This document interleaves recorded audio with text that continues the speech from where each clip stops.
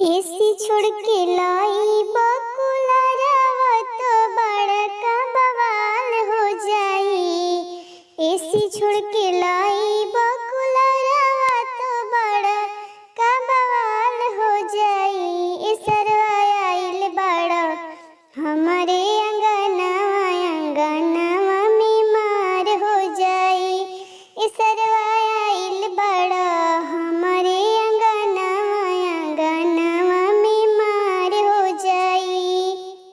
सरवा लाइल बड़ा पुरान बरतनवा अंगनवा में मार हो जाई। सरवा लाइल बड़ा पुरान बरतनवा अंगनवा में मार हो जाई। लीली बड़ा रिक्स सरवा तिलक चढ़ावे के भैया के हमारा हो दुल्हा बनावे के।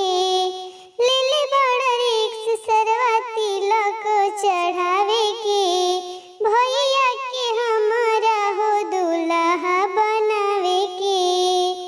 खाली हाथ आइबो अंगनवा तो इज्जत बेकार हो जाई। खाली हाथ आइबो अंगनवा तो इज्जत बेकार हो जाई। ए सरवा आइल बड़ा हमारे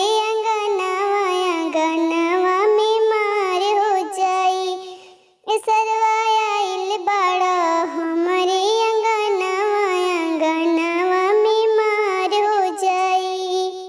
अगुआ सालता के नइखे कवनो फिकिरिया कइलो करार लाइब दू भर के सिकरिया।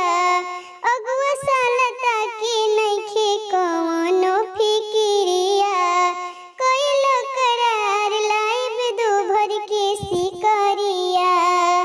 चांदी देखइबो जदी भैया के तो अंगने में मार हो जाई।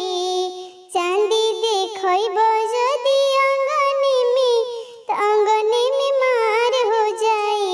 ए सरवा आइल बड़ा हमारे अंगनवे में मार हो जाई।